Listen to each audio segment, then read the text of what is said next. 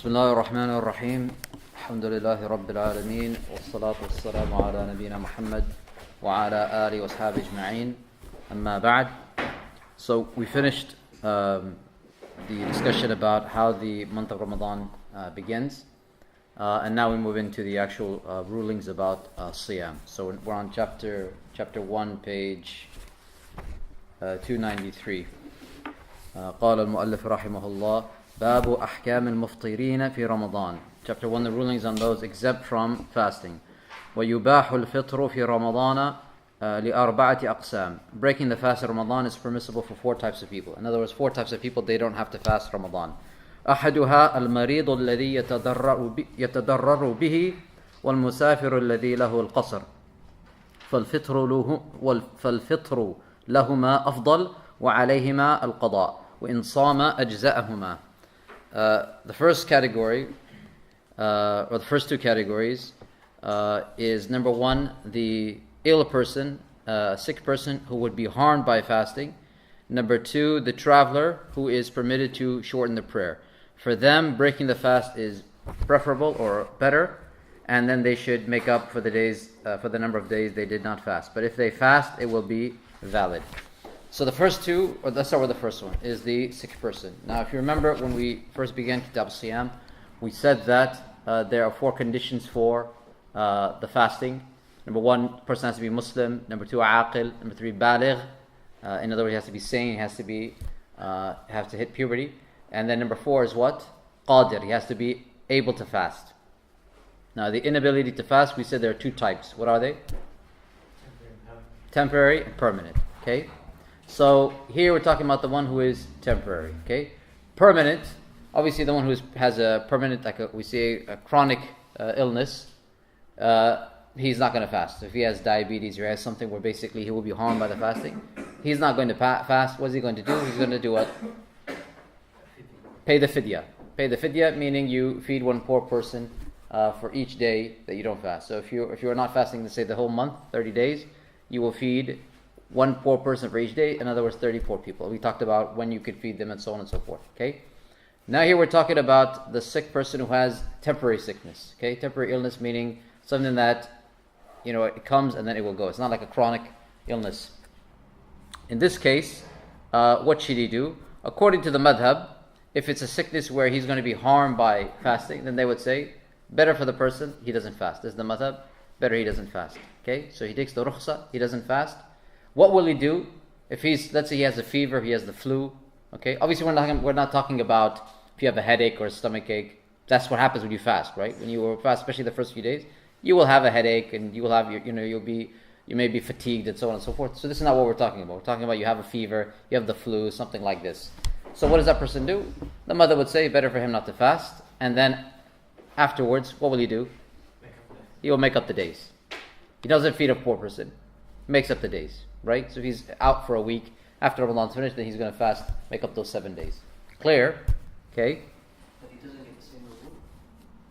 For what? For example, for the 7 days he's missed outside Ramadan, he has to make them outside Ramadan. Yeah. Do you get the same reward or not? Of course.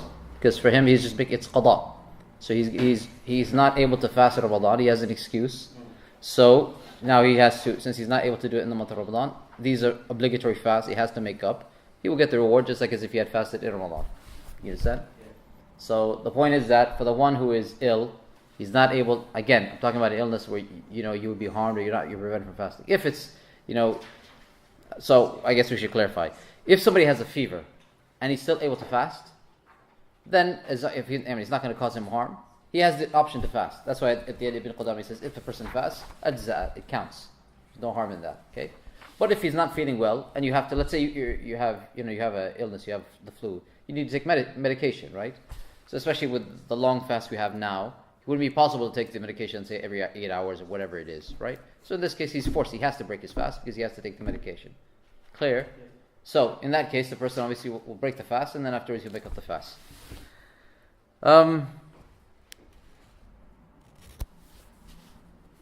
So I think for the sick person, it's pretty clear. If the person has a temporary illness, he is allowed to break the fast, and then he makes up the days. He doesn't feed a poor person. Okay? He just makes up the days afterwards. Second category is the traveler. Okay. When it comes to the traveler, He also has an allowance to break the fast or not fast. As Allah subhanahu wa ta'ala says, وَمَنْ كَانَ مِنْكُمْ مَرِيضًا أَوْ عَلَى سَفَرٍ فَعِدَّةٌ مِنْ أَيَّامٍ أُخْرَى. So as for the one who's ill, again we're talking about the temporary illness, or he's on a journey, then he makes the days up afterwards. Okay? Actually, when it comes to the traveler, any travel will fall to one of three scenarios. Okay? One of three scenarios. First scenario is where fasting and not fasting are equal. In other words, let's say you're flying to China or Dubai or whatever the country is. And for you, if you fast, you could fast, it's no problem. Or if you don't fast, it's the same. You don't feel like it would cause you any problem, any difficulty whatsoever. What should you do? According to the Shafis and the Hanafis, they would say, no, better for you to fast. The Shafis and the Hanafis, they said, no, better for you to fast. Why? Because Allah says in the Quran, وَأَن تَصُومُوا خَيْرٌ لَكُمْ إِن كُنتُمْ تَعْلَمُونَ. And fasting for you is better if you only knew. So they say, no, you should fast. If it's the same, you think, khalas, I can get on the plane, it's not difficult for me, then they would say, you should fast. The madhab here, the Hanbalis, they say, no, better for you not to fast. As Ibn Qudami says here, فَالْفِطْرُ لَهُمَا. So breaking the fast, both for the sick person and the traveler, afdal, is better. Okay? So the Shafis and Hanafis have a blanket statement. Basically, when you're traveling, better for you to fast. The Hanbalis have a blanket statement that no, better for you not to fast. But in actuality, it depends on the scenario, which of these three scenarios you are. So if it's the case that the fasting and not fasting are equal, meaning there's no difficulty for you, then the view of Imam Shafi'i and the Hanafis and Ibn Uthaymeen, and this seems to be the correct opinion, is that it's better for you to fast. For four reasons. First of all, Ibn Uthaymeen, he says, this was the action of the Prophet ﷺ himself. So for example, as related in Bukhari, Abu Darda radiallahu anhu, he said, كنا مع النبي صلى الله عليه وسلم في يوم شديد الحر حتى إن أحدنا لا يضع يده على رأسه من شدة الحر. That we were with the Prophet ﷺ, traveling with the Prophet ﷺ on a very hot day. It was so hot that we used to put our hands on our heads to give us shade. And they were looking for any type of shade. Even they would block out the sun with their hands to keep their heads give their heads shade. And he said, وَمَا فِينَا صَائِمْ إِلَّا رَسُولُ اللَّهِ صَلَّى اللَّهُ عَلَيْهِ وسلم وَعَبْدُ اللَّهِ ibn Rawaha. And he said the only one who was fasting, or the only ones who were fasting amongst us, were the Prophet ﷺ and Abdullah ibn Rawaha from the Ansar. So the point is that the Prophet ﷺ himself used to fast when he would be on a journey. Number two, the second reason that it's better to fast if it's not difficult for the traveler is that it fulfills the obligation faster. So obviously you have a set number of days for Ramadan, 29 to 30. If you're fasting while you're traveling, then you're obviously going to complete the days quicker, as opposed to if you skip the days when you're traveling, especially if you happen to be traveling a lot of Ramadan, then you have to make up those days later, and you don't know what could happen, what could come between you and fulfilling the fasting. So the obligation is fulfilled faster if you actually fast in the month. Number three, many people find it easier to do the fasting when they know everyone else is fasting. So especially if you're in a Muslim country or you're traveling to a Muslim country and so on and so forth, if you know that, as they say in English, right, there's strength in numbers. So when everyone else is fasting, then a person finds it easier to fast and keep his fast and so on, as opposed to later on after the month of Ramadan when everyone's eating and drinking and then you're trying to make up the days. The fourth reason that Ibn Uthaymeen recommends that the traveler, if there's no hardship on him to actually keep his fast, is that obviously the fasting in Ramadan is happening at a virtuous time. So yes, the reward for making the fast after Ramadan is the same, if the niyyah is the same. But no doubt the season of Ramadan and the time period of Ramadan is a blessed time. So the person who is fasting during that time is getting not just the reward for the act, but also the merit of the time as well. Is this clear? So for these four reasons, Ibn Uthaymeen supports the view of the Shafis and the Hanafis, saying that if they're equal, meaning for you fasting while you're traveling, there's no harm, there's no hardship, it's just like if you were fasting at home, then in this case they would say, as opposed to the Hanbalis, that you should fast. Clear so far? Okay. Second scenario is, yeah. What's the reason that madhab says it's better to break the fast? Yeah. Okay, because we're going to come to this. The proofs for this, and then the madhab says basically based on the proofs for the second scenario, it applies across the board. Okay? So the second scenario is where the traveler can fast, and the fasting will be difficult, but it will not be harmful. Meaning, if you are fasting at home, it would be fine. If you're on this journey, it's definitely going to be harder for you than if you were fasting at home, but you're not going to be harmed by it. It's not going to cause you a health problem by fasting. Okay? In this case, obviously the madhab would say it's not that not fasting is better. What's the proof for this? There are several proofs. First is there's a hadith that I believe this hadith is in Bukhari, that once the Prophet ﷺ, he found there was a man, and there was a crowd around this man, and they were giving him shade, and he was lying down on the ground. They were giving him shade and trying to cool him down. So he said, "Ma hada, what's this?" They said, فَقَالُوا هَذَا صَائِمٌ. They said, this man is fasting. Okay, and he was a traveler. So the Prophet ﷺ, he said, لَيْسَ مِنَ الْبِرِّ الصَّوْمُ أَوْ الصِّيَامُ فِي السَّفَرِ. That it's not from righteousness to fast on a journey. Meaning there's no extra merit, no extra reward for doing the fast while you are traveling. Especially if the person is passing out on the ground as in the case of this man. Okay. Likewise, there's a hadith here recorded by Muslim where in the 8th year after Hijrah, when the Muslims were on their way to Mecca, in fact, let me quickly.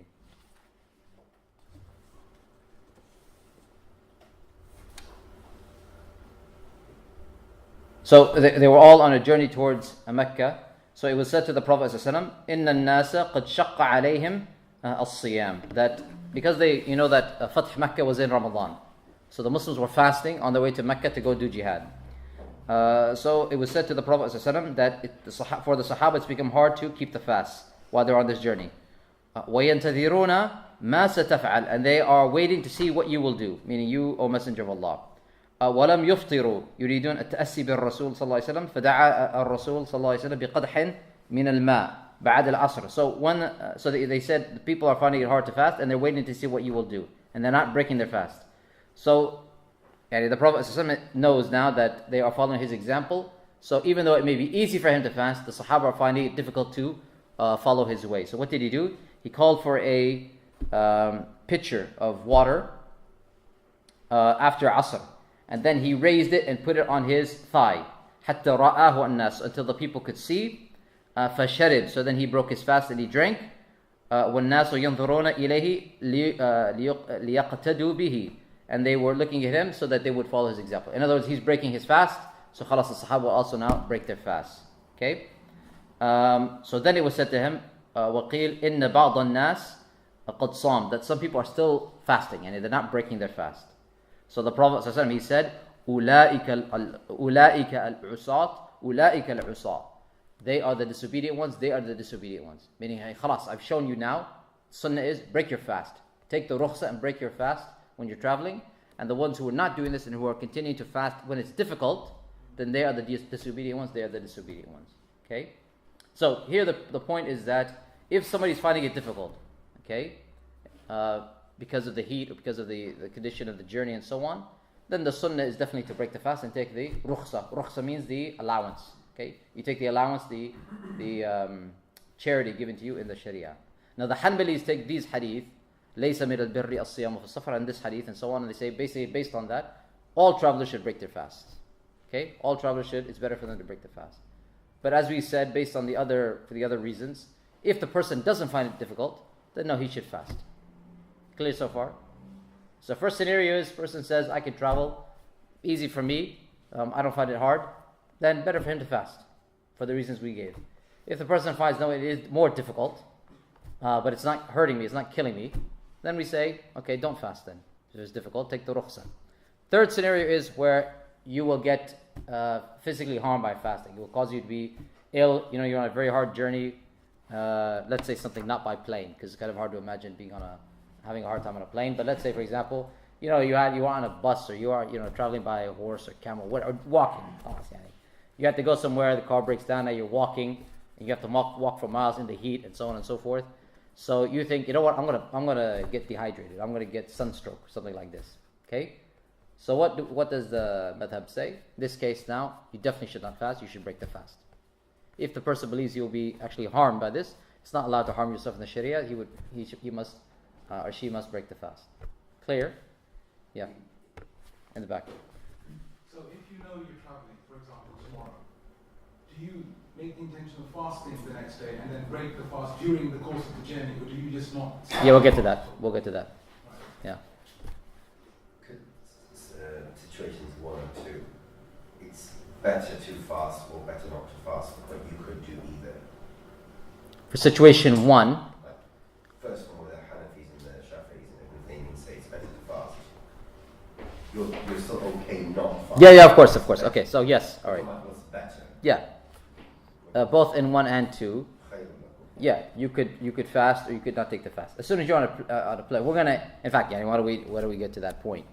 What if somebody says, you know what? How could let's say for example 2 people are getting on a flight. Okay, let's say it's a flight to Paris. I don't know how long. What's the flying time to Paris? It's like 40 minutes. It's less than an hour.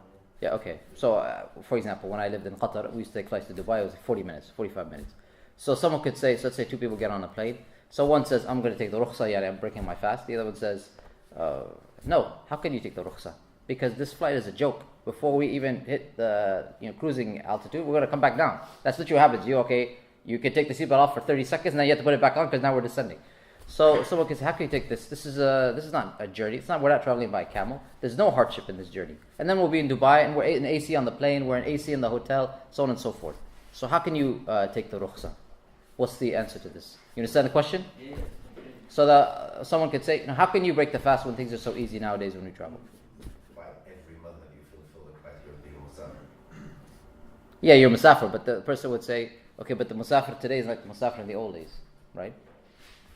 Yeah. The difficulty is subjective to the individual, so everybody bears. Okay, that's true. But let's say, for example, in the case of the individual, he says, there's no difficulty on me whatsoever. And there's no difficulty on this guy, my traveling companion. He shouldn't be breaking his fast. How does he know he doesn't know? He says it's not. I agree. It's not hard.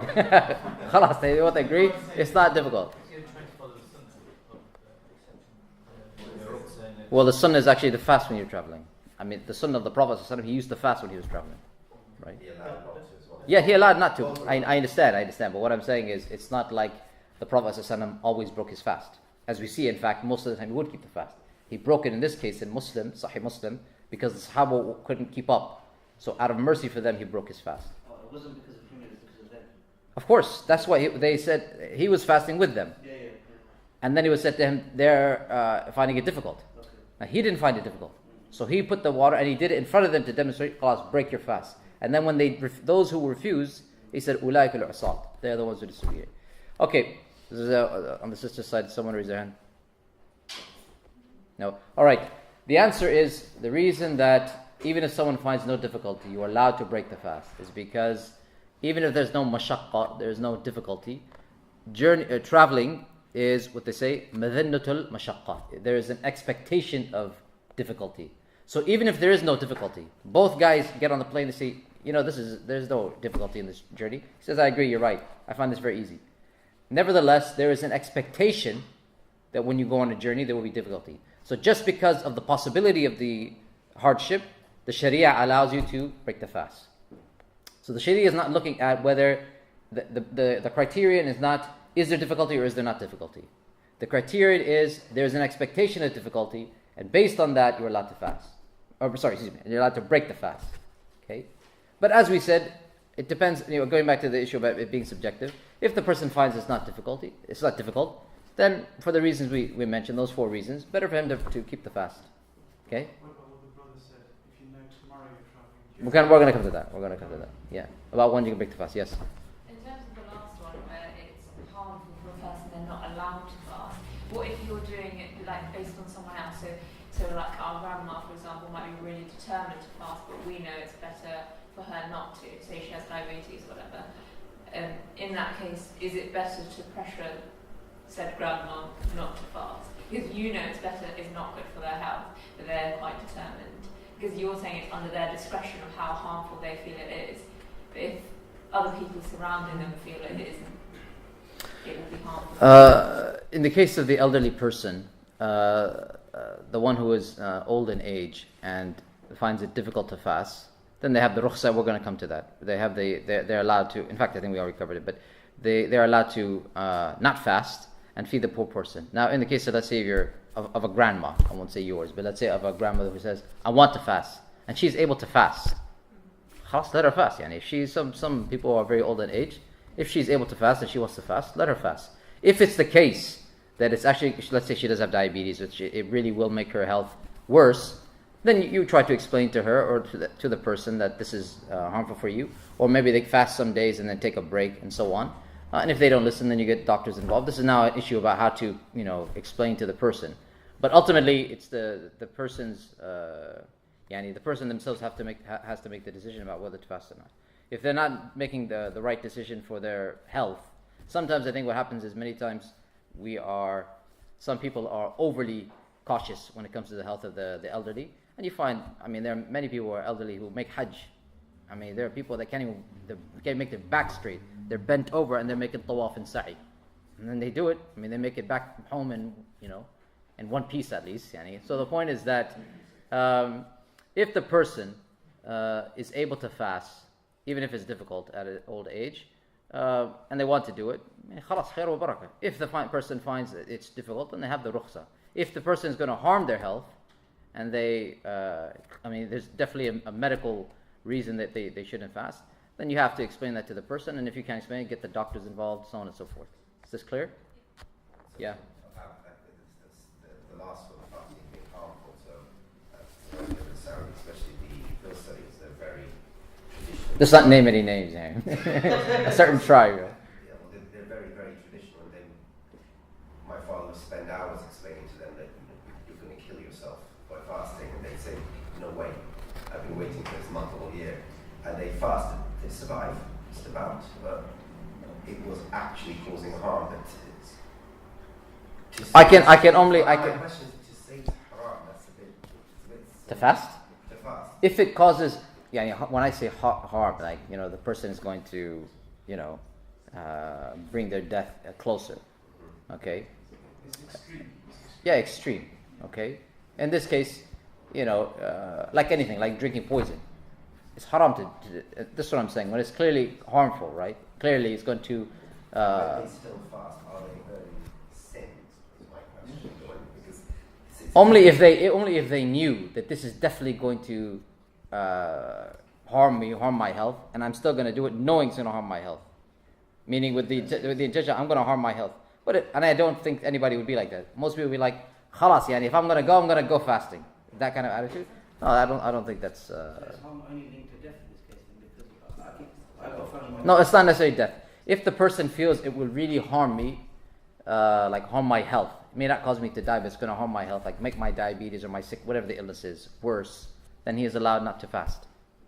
Sorry, can I just ask something on that? I've got family members who are very severely diabetic, but they will say, well, the benefits of the harm are not as good as the spiritual gain that I'll get, although they know that it will harm them. So they will say that is a bigger reward that I'm not hoping to miss out on.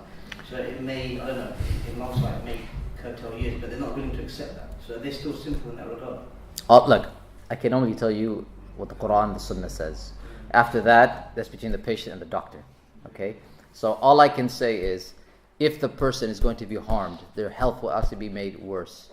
Like for a fact. Not like the doctor says, well, I advise you to, but hey, maybe it won't have an effect. That's not certain. When it's 100% certain, you know what? Let's say the person, wal-'iyadha billah, someone has cancer or some serious illness, and they have to have therapy or whatever the case may be. And if they fast, that's going to just shut them down, for example. You say, of course, you don't fast. And he says, yeah, but the spiritual gains, have the spirituality after the therapy is done. Okay? You have the Quran and you have other things to give you spirituality later.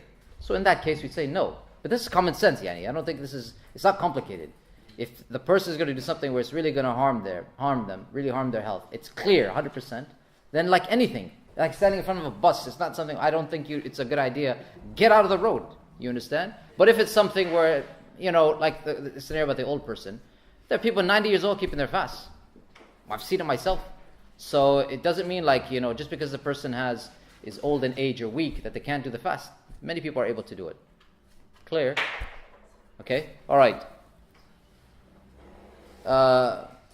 So now let's go to some of the questions related to traveling. So first thing we discussed, which is what if there's no difficulty in traveling, can we still break the fast? The answer is what? Yes, why? Because madinat al-mashaqqa, there's the expectation difficulty. So just the expectation allows you to break the fast. Okay? Second question, what about making Umrah in Ramadan? So you know that making Umrah in Ramadan is very highly recommended.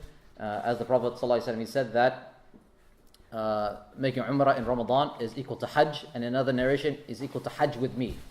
Hajjatu ma'i. Okay? Making Hajj with me. Okay? So, let's say the person now is on his way to make Umrah, whether by plane or by car and so on. Okay? Should he now keep the fast? As we said, for example, let's say he has the journey is not difficult. So should he keep the fast while he's traveling to Mecca? Or should he break his fast in order to have strength for Umrah and so on? You understand? It's not like it was back in Umrah, it's so easy. But it's subjective for people. Okay, should he keep the fast if he's on his way to make Umrah or break the fast? Either. Great, good answer. He's got Isn't it based on his difficulty when comparing? Okay, yes, alright, the answer is it depends. Again, depends on the person. If the person has the strength that he can keep keep the fast, and then when he will be able to have strength that when he arrives in Mecca, he will be able to make the tawaf and the sa'i and everything else, okay, and he will not find it difficult at all, then khalas, let him keep the fast on the journey, and then also keep his fast while he's making Umrah and so on and so forth, okay? But if the person finds, and I think this is normally the case, if the person finds that, no, if I keep the fast, then by the time I make it to Mecca, I may be able to make tawaf, but then by the time I do sa'i, I'm going to be dead. I'll be like a zombie making sa'i. Well, in this case, no. You know in sa'i as well, you have to do the running, right? So you see this guy, he's not running, he's not walking between the lights, the green lights, okay? So if this person is known, he's running out of gas, right? Running out of petrol by the time he's making Umrah, we would say no, break the fast and take the rukhsa so that you can keep your strength for what you came for, which is the Umrah. Is this clear? Okay, so again, it depends on the person, but people should know their limits. Yani. No one's Superman, so if you're not able to have strength to do both, then take the rukhsa, yani, break the fast. There's nothing wrong with that, and you save your strength for the Umrah. Next one is what about?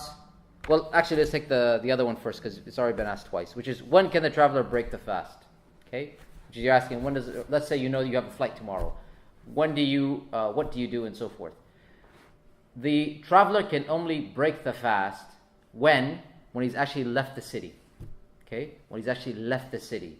So until he has left the city, he is meant to be fasting. So if you have a flight tomorrow, then your intention in the morning should be that I am fasting. You're gonna get up for suhoor and you make the intention to fast until now you have the excuse that has come that has allowed you to break the fast. Okay, because what can happen?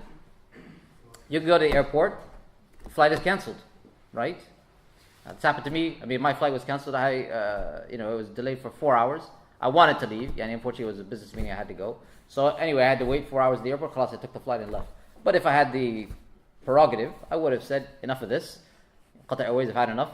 I'm leaving, okay, and gone back home. So in that case, had it been in Ramadan, I wouldn't have left. I didn't. For 1 second, I wasn't a traveler. Even when you clear immigration, that doesn't mean you're a traveler until you have actually left the city.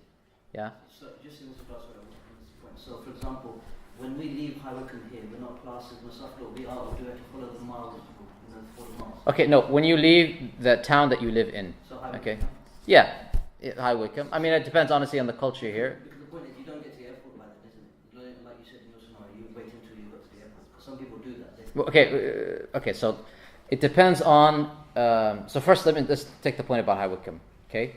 Honestly, I don't know. I'm new, right? I'm new to town. You guys tell me whether High Wycombe is considered an independent town. So when you go into London, it's considered a separate town. So you make qasr when you go to London. Or do you consider High Wycombe to be part of Greater London? In which case, when you go into London, or you go to Heathrow, you don't make qasr. You think that it's just part of the city. You understand? Generally, most people follow the 40 mile. That's what they do. I know a lot of Forget about the 40-mile rule. I'm just saying, because at the end of the day, we didn't cover Salat al-Musafir, but it comes down to custom. So you tell me, is High Wycombe considered part of Greater London or not? No, it's not. So people go to London, they make qasr.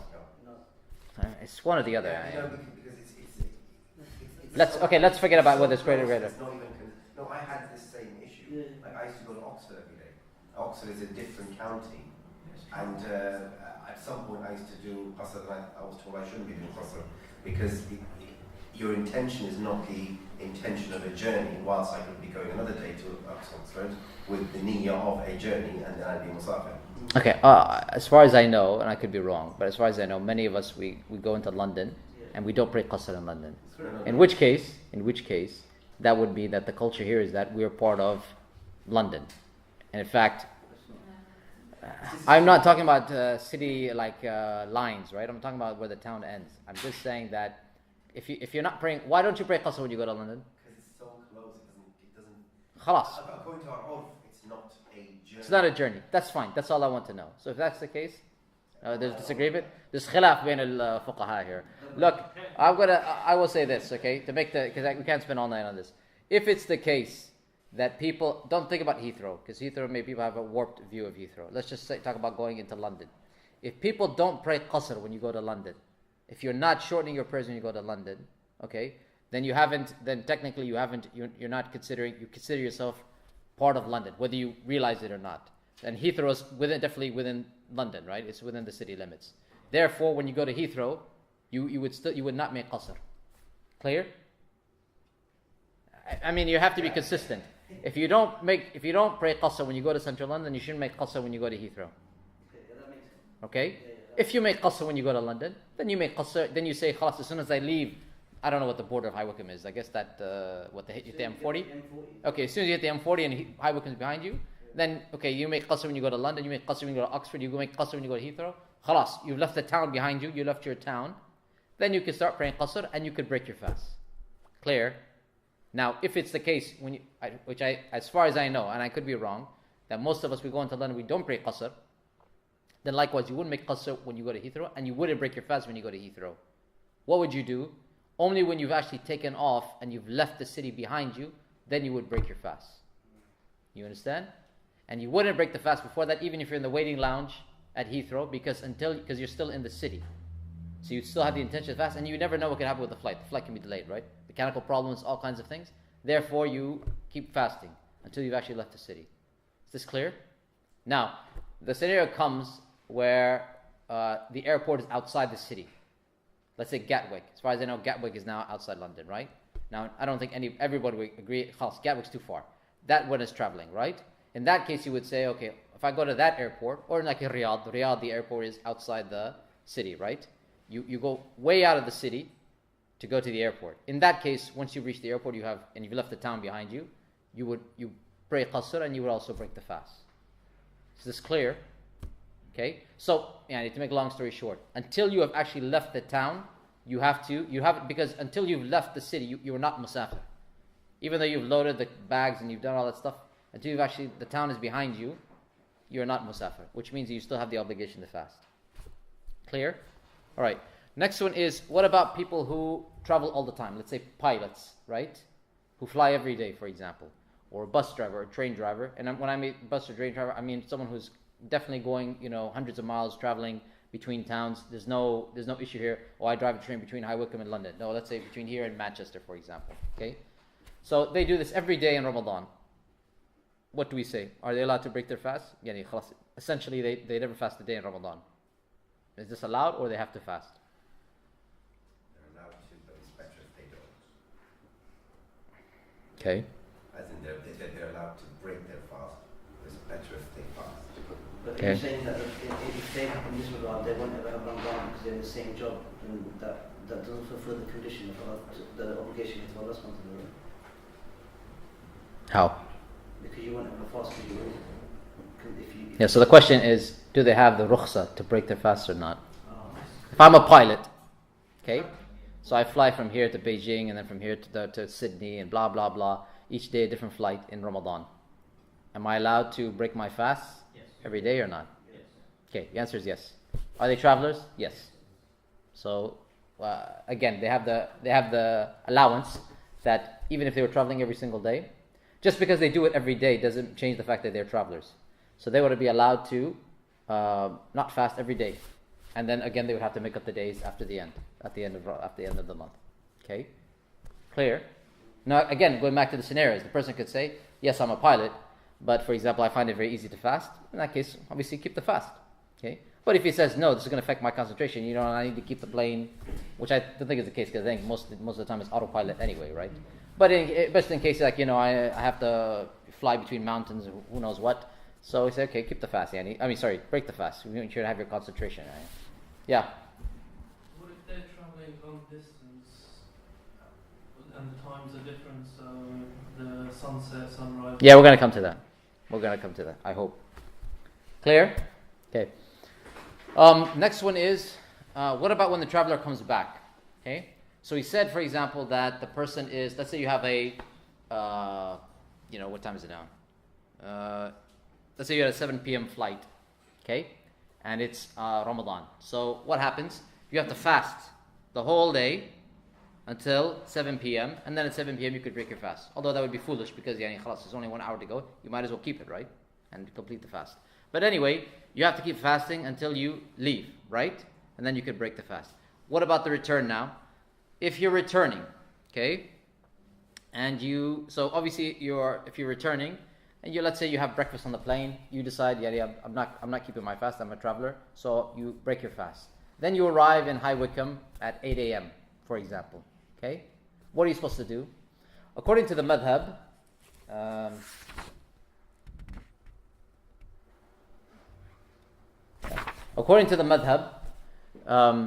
they would say you will have to make up that day, obviously.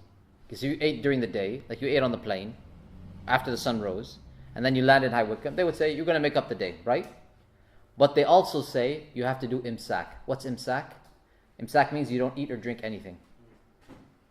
Okay? So they would say if you arrived at 8 a.m. in the morning, you will not eat or drink anything. Basically, you will fast the day, but you're going to have to make that day up because you obviously ate during the day. This clear? Okay?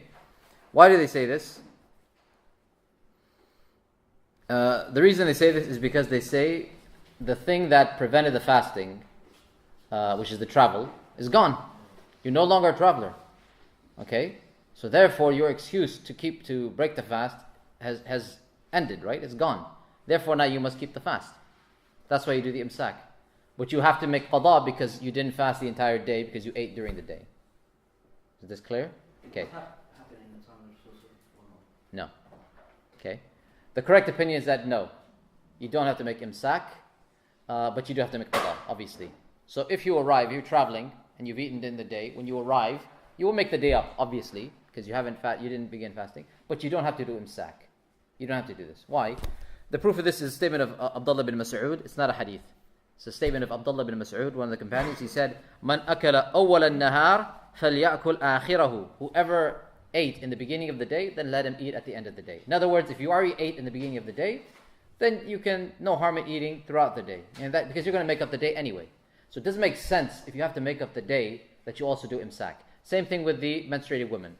Okay, the menstruated woman we're going to come to it later, but the woman, if she goes off her menses in the day, so she becomes clean during the day, the madhab would say she has to do imsak. She has to do imsak. She doesn't eat or drink anything for the remainder of the day, but she has to make qada. The correct opinion is no. She'll make qada and she can continue to eat during the day. The same statement applies. If she ate during the day, now I'm talking about she became pure after the day started and she already ate. Okay?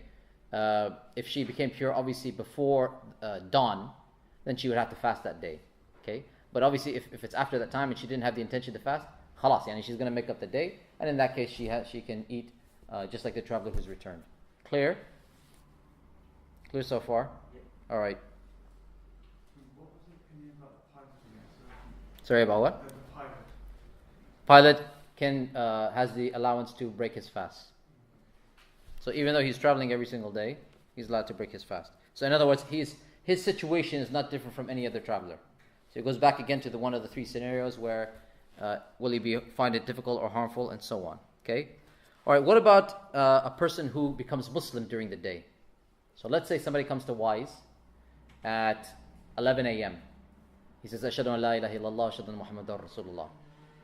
In Ramadan. What does he have to do? He has to fast, right? Now, clearly he has to fast because as soon as he becomes Muslim, now the obligation to fast becomes obligatory. He must fast. The obligations of a Muslim, just like he has to pray, he has to fast and so forth. Clear? Okay. But what if he already had breakfast and he decided, I want to have breakfast. I don't want any tummy ache when I give my shahada. I want to have a full stomach. So he ate breakfast, then he comes to the masjid and gives shahada. Okay? According to the madhab, they will say he has to make qada because he ate during the day. But he also has to do imsak, the same thing as the musafir. So they will say he makes imsak, he doesn't eat or drink anything, but he has to make up that day because he ate during the day. Clear? Ibn Taymiyyah said no. This is not the case. Instead, what does he do? He fasts from the moment he became Muslim, but he doesn't have to make up the day. Why? He wasn't Muslim. So? The obligation hasn't come into play whilst he was Muslim. Yeah. Okay. He's not held accountable for what he did before he was Muslim. So let's say, for example, just like if a person became Muslim on the 10th of Ramadan, for example. Okay?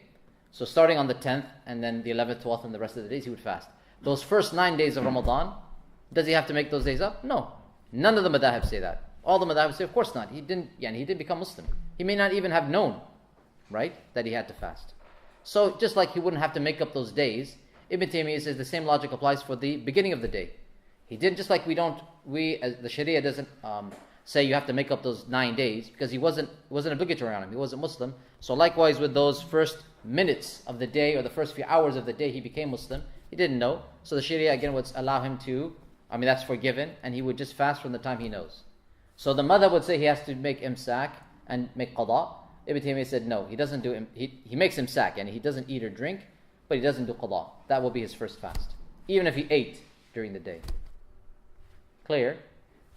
Okay. Someone might say, what's the difference? Why is it the case that the traveler, we said, he doesn't have to do imsak and he has to make qada, but this person, so in other words, let's say you have 3 people. One person is a traveler returning back to his town. Another person is the woman who's on her menses and then she becomes pure in the day. And the third one is the person who becomes Muslim. So the person lands and the woman becomes pure and the guy becomes Muslim all at the same time. Let's say 10 a.m. Okay? The first 2 we will say, keep eating. And you had breakfast. All of them had breakfast, right? Say, you 2, you keep eating and you're going to have to make the day up. The one who became Muslim, we say, no, you can't eat and you don't have to make the day up. What's the difference? They all had breakfast and then they all had all the third one's also Muslim. At the 10 a.m. he's a Muslim, right? 10 a.m. Prior to that, nothing counts. Yeah. The first 2 had concession according to Sharia. So it's that they had a concession, not to fast. Okay. But why don't we say the same thing that, for the person who, the third one, the convert, why don't we say, you already ate breakfast. So why don't we say, khalas, this day, don't fast. He's Muslim now, right? So why don't we just say, don't fast and make up the day, just like the traveler and the woman who became pure. You understand? You guys with me or you're not with? Yeah, maybe I shouldn't have done this, right? The thing that prevented his fast is gone. As in his. There's no Islam. Yeah. There's no reason. There's no concession for him anymore. Okay. All right. Although what they say, Surah Al-Mas'ala, the way that the issue looks on the outside, it looks like they're the same, meaning they all had something that prevented the fasting.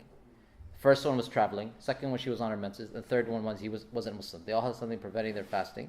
And then at 10 a.m., the thing that prevented their fasting was lifted from all of them, right? The traveler, his travel ended. The woman, she became pure. And then the guy, he became Muslim. Okay? In fact, there is a difference between the 3. Or let's just take the traveler and this guy who became Muslim. There's a difference between the 2. First, in terms of proofs, there's the hadith that, before Ramadan was made obligatory, the Muslims used to fast what? Ashura. Okay, and then when Ramadan was made obligatory, then Ashura became optional to fast Ashura or not. So when Ashura was made obligatory, the Prophet ﷺ, he said, as narrated Salama ibn al-Aqwa, that من كان أكل فليصم بقية يومه فإن اليوم يوم عاشوراء. Whoever has eaten this day, then let him fast the remainder of the day. So in other words, if you began Ashura, the 10th of Muharram, you had breakfast. The Prophet ﷺ, he said, whoever has eaten, then from now on you keep fasting, even though you already ate, because the day is the day of Ashura. Okay, so here is a proof that even if you ate part of the day, the remainder of the day can be fasted. This is about the convert, right? So there's a precedent for this. And likewise, Ibn Taymiyyah, he says, فَمَنْ شَهِدَ مِنْكُمُ الشَّهْرَ فَلْيَصُمْ. This applies to the convert as well, that the convert is included in the verse, and whoever witnesses the moon, that he should fast. Clear? Okay, so what's the difference then between the traveler and the convert, or the woman who becomes pure and the convert? I don't want to make it too complicated, but in usul, they talk about the way that it's described is that for the traveler and for the woman, what happened with them was, I mean, it may be a crude description, but basically what's described as zawal al-mani, that the thing that prevented the fasting was pulled off them. In other words, the traveler, he had this condition, which was he was on a journey. This condition of being as a traveler was removed from him, pulled off him. Same thing with the woman. She was on her menses, so she had a condition which was preventing the fasting. This was now removed from her, pulled off her. Zawalul mani'. As for the person who becomes Muslim, okay, Ibn Taymiyyah, he said this is now wujud sabab al-wujub, that there is now the obligation to fast has been pushed on him.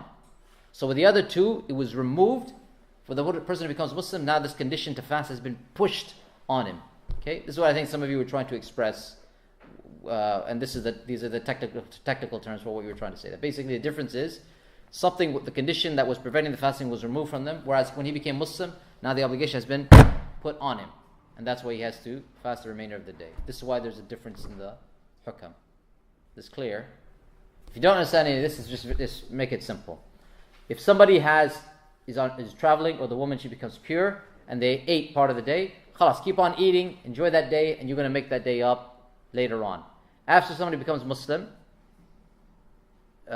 we would explain to them that, okay, when you give the shahada, I mean, we don't want to tell them, okay, maybe you should wait till after Eid. We don't want to do that, because, you never know what could happen, right? So we just tell them, okay, look, when you become Muslim, you will fast Ramadan, so have a good breakfast, I guess. Khalas, have a good breakfast before you give the shahada. I don't want to, we want to say delay it. You wouldn't want to say, okay, become Muslim 5 minutes before iftar, because you don't know what can happen. Person can get hit by a car right before he gives the shahada. So let him give the shahada. But I guess just encourage him to go. Maybe you want to eat something before you go to the masjid, right? So at least that he has something. Because that first fast, many people find it difficult. Clear? All right, quickly, because we're running out of time. Okay, let me get to the scenarios about the plane. Okay, quickly. All right, when you're on the plane, okay, so let's say you're on the plane, you're traveling, and you are fasting. So let's say you had the 7 p.m. flight, right? So you're going to fast all this day. You go to Heathrow, you're still fasting. You get on the plane, okay, so you're still in London. Or to make it easier for people, let's say people who live in London, those of you who are upset about being part of London, the people who live in London, they obviously can't make qasr when they go to Heathrow, okay? They're still in their city. So you're on the plane now, on the tarmac, right, on the runway, okay? And the sun is shining and so on. Then you take off, the sun is still shining, okay? Now you're flying over, France and Germany and so on, okay? One mistake that people make is about when they can break their fast. So some people say, okay, khalas, I'm flying over Germany, and you have the map in the plane. So they look it up and they'll say, okay, well, sunset in Germany is this time, let's say 8 p.m. So when it's 8 p.m. on my watch, I'm going to break my fast. Okay, this is not correct. This is not correct. How do you break your fast, or how do you know when to break your fast? Is it because you have to wait till you arrive to the destination and see what's... No, you don't have to wait. Look at the sunset. Yeah, you look yourself on the plane. So on the plane yourself, you're looking to see, is the sun there or it's not there? Okay, so you don't go by the timings of the country you're flying over. Okay, this is, I see puzzled looks. If the sun, let's say it's a clear day, clear sunny day, to make it easier to visualize. Clear sunny day, the sun, you can see sunlight, you can see daylight. Okay, maybe the sun is down low, but you can see the sun. But according to the timings, prayer timings, or whatever you want to say, or the, whatever the electronic time is, according to this time on the ground over the country you're flying over, it's sunset, for example. Are you allowed to break your fast? No, you don't break the fast, because you can see the sun. How are you going to break the fast? Just because it's the timing of the people on the ground, it could be the case that, for example, you're up above and you're in a position where you can see the sun, and the people down below, maybe it's cloudy for them because you're above the clouds, right? So perhaps it's cloudy for them. They'll go and break their fast. But just because they're breaking the fast on the ground doesn't mean that you are allowed to break the fast in the air, if you can see the sun. With me? Yeah. Hopefully it's not confusing. If you can see the sun, how are you going to break your fast? It's the same thing on the mountain compared to the valley. The timing might be the same. Correct. Yeah. If you're at a higher altitude, it's going to be different between what you could see and what the people on the ground will see. So they have their rules and you have your rules. The rules are the same. Yeah, it depends on when the sun sets. But obviously, if you can see the sun hasn't set because you're in this position, then you're not allowed to break the fast. Clear? So you don't just go by the timings of the country you're flying over. Okay? What if it's cloudy and you're on the plane? Now you can't tell. Okay? What do? You use your best judgment. Again, you don't go by the timings of the country you're flying over. You'll use your best judgment. So when you look outside the window, you do your best. If it seems to you, khalas, seems like the sun is set, break your fast and it's over. Yeah. You're flying west. We'll come into that. Yeah. Clear so far? All right. Now, what if you are on the ground and you break your fast? So you're on the ground, you're on the plane. The plane hasn't taken off. And the sun has set. You're looking at the timings and so forth. And as far as you can tell, the sun has set. Okay? So the sky is still bright. I mean, I guess like now, right? So there's still light, but it looks like the sun has set. So you break the fast. Okay? As you should, right? Then you go up in the air and you see the sun. Now what do? Because the location you were at, as far as the breaking the fast was about. Correct, yes. So there's nothing wrong. Your fast is valid because as far as you knew the sun had set. And just because now at you're a higher altitude, you can see the sun. From your position, you can now see the sun. It doesn't change. I mean, you're not going to start fasting again. Khalas, the fast is sound, and you don't have to repeat. You don't have to make up the day. Okay. What if you are? Okay, let's get to the main one, which is the flying west. So let's say you are on the ground.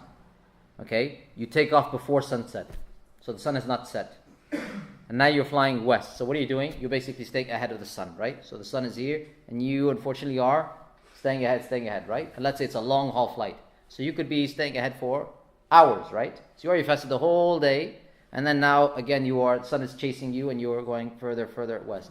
Are you allowed to break your fast? It's a very long fast. I've done it, but yeah, you're allowed. Are you allowed to break your fast? You're on Musafir. Forget about musafir. Let's talk about the person who wants to keep the fast. All right. He doesn't want. You've already fasted the day. You don't want to make up that day. In that scenario, I went to the back of the plane, looked out the window, and I saw the sun. Then I It was different from the back of the plane. It was honestly. Okay. The visualization of the sunset is significantly different from the front to the back of the plane. Khalas, you got your tip. Yeah, you can go in the. You can go in the back. I've read it, but some people waited till they got to Heathrow. If you can see the sun, That was a long fast. Okay, the answer is you cannot break the fast. Assuming, of course, you want to keep that fast, right? The answer is you will not break the fast. So even if you're flying west and the sun is chasing you, as long as the sun is there and it can be seen, you are not allowed to break the fast. Okay? Until finally, eventually the sun will catch you, right? I mean, eventually you will land or something other. Maybe hours, but eventually that will end, and then at that time you can break your fast. Clear? Okay? Quickly, what time is Maghrib? 20 past 8. 18 yesterday. There's about 5 minutes time. Okay, hopefully we can wrap this up. All right. Then Ibn Qudamah, he said, Athani. So before we go any further, any questions about the traveler? Did we get everything? Clear? Okay. Second category, Athani al-Ha'id wa nufasa. تفطيران وتقضيان وإن صامتا لم يجزئهما. And the next one is the woman who is on her menses, and the nufasa, the woman who's having the postpartum bleeding. Obviously, they break their fast, they don't fast, and they make up the days. Okay? They don't fast and they make up the days. And if they fast, this is haram. And it's haram for them to fast. They are not meant to fast. This, I think, is well known. Any questions on this? Okay. Then the next one. الثالث الحامل والمرضع إذا خافتا على أنفسهما أفطرتا وقضتا وإن خافتا على ولديهما أفطرتا وقضتا وأطعمتا عن كل يوم مسكينا. Okay. This one gets a bit tricky. Okay. This is the case of the pregnant woman and the breastfeeding woman. Okay. For the pregnant woman and the breastfeeding woman, the madhahib, they break it down into different scenarios. If it's the case that the pregnant woman or the breastfeeding woman is worried about her own health, that if I fast, this will affect me, not the baby. It will affect me and my health. Okay. Then she's allowed to break her fast. But what does she have to do? All the madhahib, they say she has to make up the days. She has to make qada. Okay? She has to make up the days. Alright? Then they say, why does she have to make up the days? Because they say she's just like the traveler and the sick person. Okay? She's like a sick, in other words, she doesn't have a chronic illness. When she's pregnant, that condition will eventually end. Same thing with the breastfeeding, it will eventually end. And when it ends, then she makes up the days. Okay? If she fears for herself and her child, so she worries about her own health and the health of the baby, then the Hanbalis, they say, she also just makes up the days. Okay? Now, if she's worried about her child specifically, so she's like, look, I'm not worried about my health, I'm worried about the child. And this is more than likely the case. Usually this is the scenario. The pregnant woman and the breastfeeding woman will say, if I fast, well then the baby won't get its nutrition. Okay? The baby will suffer. In this case, the Shafi'is and the Hanbalis, this is why Ibn Qudamah, he says this, they say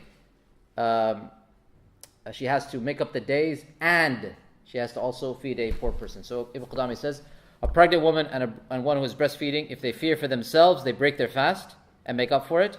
If they fear for their unborn children, they break their fast, make up for it, and they feed one poor individual per day. So they have to do both. The qada, and they have to do the it'am. They have to feed the poor person. Okay? This is according to the madhab. Alright? What's the proof for this? Well, in fact, before we get to that, the other view is the view of the Hanafis, which is that, and the view also taken by Ibn Taymiyyah, which is that, no, she just has to do qada. She just makes up the days. She doesn't have to make up the days and feed a poor person. Okay? But all four schools, apparently, view the normal case to be that she has to make qada. So let's say, for example, a woman is pregnant, so she doesn't fast. So that's 1 month. Then she's breastfeeding for another year, 2 Ramadans. Let's say she breastfeeds for 2 years. That's another month, 3 Ramadans. All four madhahib would say, once she's finished with the breastfeeding, she's now got 3, maybe even 4 months of Ramadan to make up. Okay? What's the proof for this? Number one, they say that she's similar to the traveler, the sick person, as we said. Number two is and this is their main proof, is the statement of Abdullah bin Abbas radiallahu anhu when he was explaining the verse, وَعَلَى الَّذِينَ يُطِيقُونَهُ فِدْيَةٌ طَعَامُ مِسْكِينٍ. As for those who are able to fast, they do the fidya of feeding a poor person. If you remember in the first class, we talked about how in the beginning, Ramadan was optional. If you wanted, you fasted Ramadan. Or if you didn't want to, and you were able to, and you were healthy, able, you said, I don't feel like fasting. Khalas, what do? You pay the fidya. Right? You had the choice. And that's why Allah says, وَأَن تَصُومُوا خَيْرٌ لَكُمْ إِن كُنتُمْ تَعْلَمُونَ. It would be better for you to fast if you only knew. Okay? Then later on, Allah revealed the verse, شَهْرُ رَمَضَانَ الَّذِي أُنزِلَ فِيهِ الْقُرْآنِ فَمَنْ شَهِدَ مِنْكُمُ الشَّهْرَ فَلْيَصُمْ. So, Ramadan, the month, etc., etc. Whoever of you witnesses the month, then you have to fast. Now it's obligatory. There's no more choice. And Ibn Abbas, he said about the verse, so about the first one, that those who originally, anyone who didn't want to fast, you could pay the fidya. Then Ibn Abbas, he said, no, now that fasting is obligatory, the elderly person, the old person, and the old woman, they don't fast and they pay the fidya. And he also said, also the pregnant woman and the breastfeeding woman, if they are afraid. If they are afraid of what? Ibn Abu Dawud, when he recorded the hadith, he said, if they are afraid for their children, not for themselves. If they're afraid for their children, then they have to, this also applies to them, meaning they have to feed a poor person. So what did the Shafi'is and the Hanbalis do? What did they understand? Everybody agreed that she has to make up the fast. They said, okay, she has to make up the fast. And Ibn Abbas said that also included them when it comes to feeding the poor person. So they said, that's why she does both. She has to make up the day, and Ibn Abbas included them here, meaning that she has to also feed a poor person. Okay? The Shafi'is and Hanbalis use this as to say that the breastfeeding woman and the pregnant woman has to make up the days, and she's got to... Oops. Sorry, that's me. Okay. Now we know it's Adhan, right? Now we know it's the Maghrib's come in. You with me? So we'll wait till the Adhan finishes. Okay, clear? So all the Madhahib took it for granted that she has to make qada. She has to make up the days. The Shafi'is and the Hanbalis went to this hadith, this statement of Ibn Abbas, and they said based on that, she should also make up the days for the days she missed. She has to feed a poor person for the days she missed. Both. With me? Okay. The Hanafi said no. She should just make up the days, and she doesn't have to feed a poor person. Hanafis, Abu Hanifa said this. Ibn Uthaymeen agreed with Abu Hanifa. You with me? Okay, stay with me, okay? Alright. It's probably not finished, but I need the slides. You know what I could do? Maybe I could.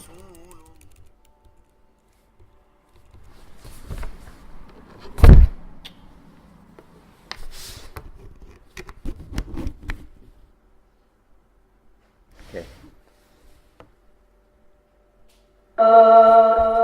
Okay, see the last line? So, Shaykh Al-Albani, he said that this narration of Ibn Abbas is shad. What does shad mean? Anyone know? Yeah, it said irregular. What does that mean? So shad is basically when the chain looks authentic, but it contradicts something that is more authentic. It contradicts another statement that is more authentic. So it doesn't look, there's no one weak in the chain. When a hadith is weak, or a statement is weak, you look at the chain, and you look at the narrators and you say this one is weak, or this one is unknown, this one is known to be a liar. And then based on that you grade the hadith. You say this one is weak or very weak and so on. In this case the chain is strong. Everyone is a well-known scholar. But this narration of Ibn Abbas contradicts other statements, which we will see in a second. So it's not authentic. It's not authentic. Clear?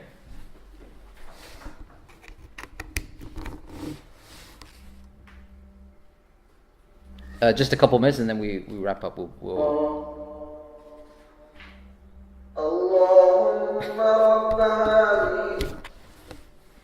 Okay. The correct view, so we saw the madhahib, okay? The correct view is that the pregnant woman and the breastfeeding woman, she doesn't have to make up the days, and she only feeds a poor person for each day that she did not fast. Okay? Let me repeat. All four madhahib say that she has to make up the days. The Shafi'is and the Hanbalis say not only does she have to make up the days, she has to feed a poor person as well for each day. The correct view is neither does she have to make up any of the days, and she does not have to make up any of the days, and the only thing she has to do is pay the fidya for each day that she did not fast. Okay, and this is the view of Ishaq ibn Rahaway and Shaykh Al-Albani as well. What's their proof? Because the fidya has always been like the replacement substitute for the fast. Yeah. And so they've been given the granted the concession not to fast. No, but if they're like the traveler doesn't pay fidya. The traveler comes back, or the sick person, he has the flu. When he's done, what will he do? He'll make up the days. He doesn't pay fidya. Traveler doesn't pay fidya, he makes up the days. The sick person doesn't pay fidya, he makes up the days. So the ulama said, well, she's just like the pregnant woman, is just like the traveler or the sick person. 9 months after that, she can make up the days. So she should just make up the days. The Shafis and the Hanbalis went one step further and said, yeah, but we have the statement from Ibn Abbas, so we will combine the two. She makes up the days and khalas, for good measure, let her pay fidya as well. Okay? Specific narrations that allow. Yeah, well, okay, so what is the proof? Yani, why do we say that the correct view is the... Yani, we're saying all four schools are wrong. All four madhab are wrong. Correct view is the view of Ishaq ibn Rahawayh, that she just pays the fidya, she doesn't make up the days. What's the proof of this? First is that the other narrations from Ibn Abbas that are more authentic show exactly what he meant. So, for example, there's a statement from Ibn Abbas that if the pregnant woman fears for herself and the breastfeeding woman fears for her child in Ramadan, they break their fast and they feed a poor person for each day and they do not make up the fast. So all the scenarios are covered here. Whether she fears for herself or she fears for the child. Doesn't matter, regardless. She pays the fidya and she doesn't make up the day. And this hadith is in Tafsir al-Tabari, and Al-Albani said it's at the level of Sahih Muslim. Likewise, there's a statement of Ibn Abbas when he saw one of his female slaves, she was either pregnant or breastfeeding, he said, you are like the one who cannot fast. You should feed a poor person for each day and you do not make up the fast. Okay? Number 3, there's a narration where he said, this is in Sunan al-Daraqutni, the pregnant woman and the breastfeeding woman break the fast and they do not make them up. So all the other narrations from Ibn Abbas make it clear. That's why Al-Albani said the first one is shad. Because even though the chain is authentic, and that's why the Shafis, the Hanbalis took it, because the chain is authentic. They said, when you look at the other narration of Ibn Abbas, that one contradicts all of these. Therefore, the correct view, the real opinion of Ibn Abbas was, no, she just pays the fidya and she doesn't make up the fast. Second proof is the same narrations we have from Ibn Umar as well. These are two of the ulama amongst the Sahaba, right? They're not just random... remember the Sahaba are hundreds, thousands, right? But these are two of the well-known fuqaha amongst the Sahaba. Ibn Umar, he said, his wife asked him about fasting when she was pregnant. He said, break your fast, feed a poor person for each day, and do not make up the fast. Okay?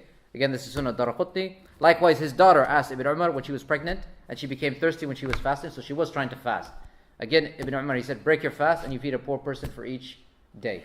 Okay? Last one, Ibn Umar, he was asked about the pregnant woman who fears for her child. So he said, she breaks her fast and feeds a poor person for each day. So he's asked, what does she do? And he just mentioned the fidya. He didn't mention anything about making up the days. Clear? Third proof is the hadith of Anas ibn al-Ka'bi. So this is Anas. This is not the Anas ibn Malik we know.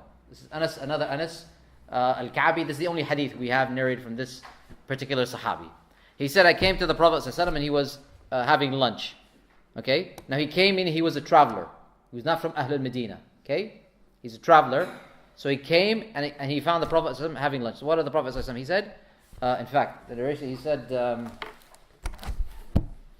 Udnu fakul. He said, come close and eat. Right? The Prophet ﷺ is eating lunch. He said, come close, sit down and share the lunch with me. فَقُلْتُ إِنِّي صَائِمٌ. So Anas, he said, I'm fasting. So the Prophet ﷺ, he said, قال أدنو أحدثك عن الصوم أو الصيام. He said, come close and I will tell you about الصيام. I'll tell you about fasting. إن الله تعالى وضع عن المسافر الصوم وشطر الصلاة. That Allah has removed or taken off from the traveler fasting and half the prayer. What do you mean half the prayer? In other words, when you, instead of praying 4, you pray 2, right? Why did he say this to Anas? He tells, okay, Anas comes, Anas al-Ka'bi, he comes, and the Prophet is eating lunch. The Prophet says, come, share my lunch with me. Anas says, I'm fasting. The Prophet said, come, and I will tell you about fasting. Allah has removed, what's the transition? Allah has lifted fasting and half the prayer from the traveler. Why is he mentioning this? This man is a stranger to Medina. And the Prophet is teaching him about he's teaching him what? How to pray and the rules. Yeah, but why did he mention of all the things he could say? Why is he telling him this? Seems like he's not aware of the concessions. Because he's traveling, right? He's a traveler. And then the Prophet said, eat. He said, what? I'm fasting. So the Prophet was teaching him in a nice way. You don't have to fast. If the fasting Ramadan you're allowed to break when you're traveling, then whatever fasting you're doing, clearly it's not Ramadan, and the Prophet's eating, right? So, this isn't the fast of Ramadan. So he's saying, if the fasting Ramadan you can break when you're a traveler, whatever fasting you're doing, whatever nafil fast you're doing, obviously you can break it. So I'm inviting you to lunch. So saying I'm fasting, let me teach you about fasting. You can break the fast, you're a traveler. You understand? So he's teaching in a nice way. come close and I will tell you about fasting. I will teach you about fasting. Allah has lifted from the traveler having to fast and have to prayer. Okay? And then he said, وَعَنِ الْحَامِلِ أَوِ الْمُرْضِعِ الصَّوْمِ أَوِ الصِّيَامِ. And likewise, he is lifted from the pregnant woman and from the breastfeeding woman, the fast. Okay, obviously she prays the normal amount, but he's lifted from her having to fast. Clear? Okay? And then at the end, he said, وَاللَّهِ لَقَدْ قَالَهُمَا النَّبِيُّ صلى الله عليه وسلم. He said, Wallahi, the Prophet mentioned those two, meaning the pregnant woman and the breastfeeding woman. كِلَيْهِمَا أَوْ إِحْدَاهُمَا فَيَا لَهْفَ نَفْسِي أَنْ لَا أَكُونَ طَعَمْتُ مِنْ طَعَامِ النَّبِيِّ صلى الله عليه وسلم. He said, woe to me that I didn't eat from the meal of the Prophet sallallahu alaihi wasallam. He missed the barakah of sharing the meal with the Prophet sallallahu alaihi wasallam. This hadith is authentic. Okay, so the point is that basically for the pregnant woman and the breastfeeding woman, in contrast to the form of dhahab, she doesn't have to make up the days. If she wants to make up the days, then she's allowed to make up the days, no problem, after she's done with her pregnancy and so forth. But if it becomes too difficult and so on and so forth, then she's allowed to pay the fidya, and she doesn't have to make up the days.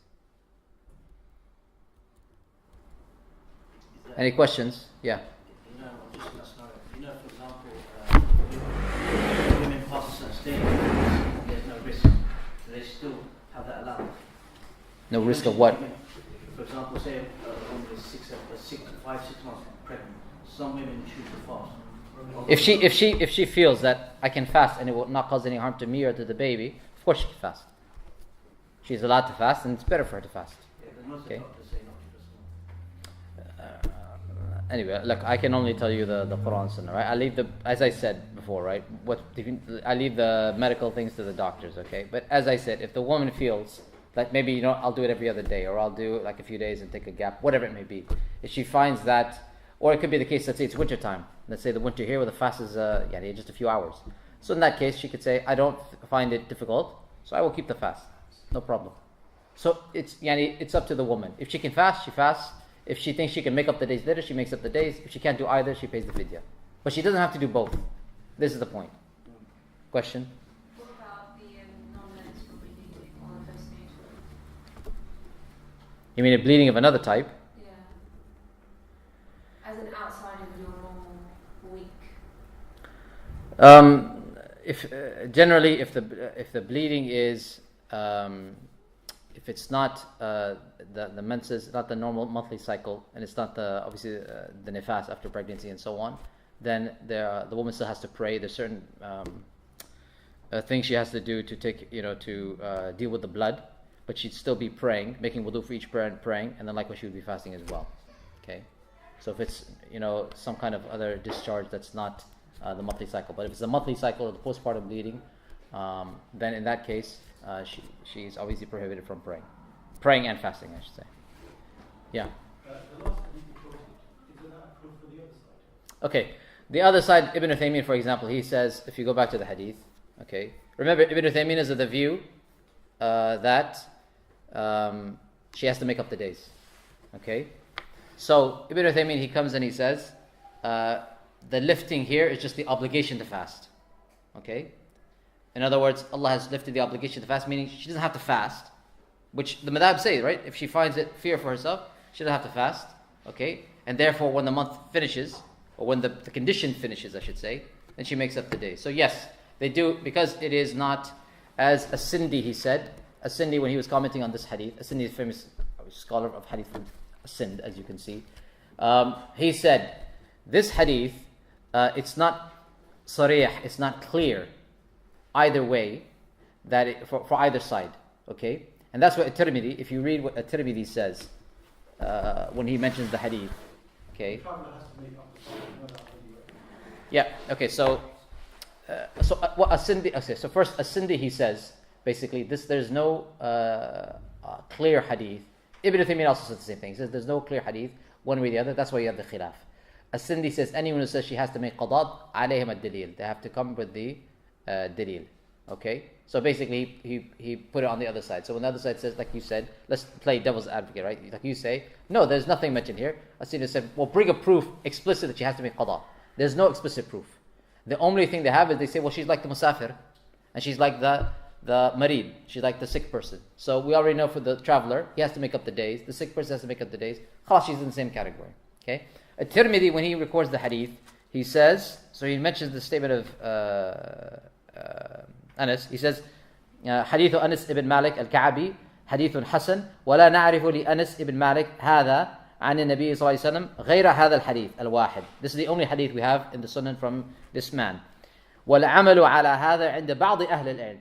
And he said the action upon this hadith is the way that some of the scholars interpreted it. And here he talked about the Hanafis, meaning that they do qada. Again, here it's not explicit, but he's from the, as you'll see, he's referring to the Hanafis. Then he says, وقال بعض أهل العلم الحامل والمرضع تفطران وتقضيان وتطعمان.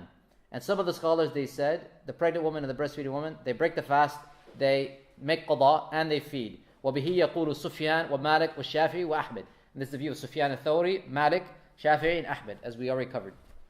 وقال بعضهم تفطران وتطعمان ولا قضاء عليهما وإن شاءتا قضتا ولا إطعام عليهما وبه يقول إسحاق. And another view of some of them, they said she breaks the fast, she feeds a poor person, and there's no qada upon her. And if she wants to, either the pregnant woman or the breastfeeding woman, make up the days, then she doesn't have to feed. Meaning it's one or the other. Either she feeds a poor person, she pays the fidya, or she makes qada. And this is the view of Ishaq. Okay?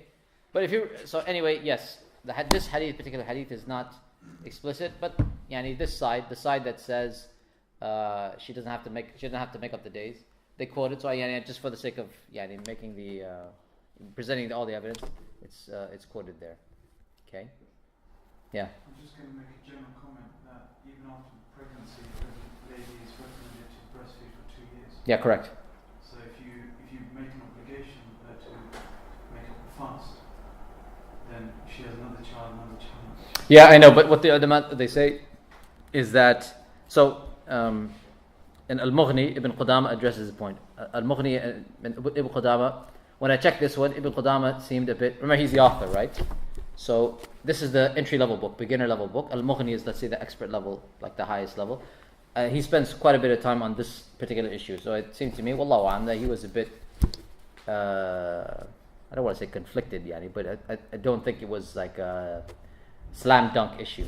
Normally when it's like slam dunk, it's clear. 2 lines and class, he goes to the next issue.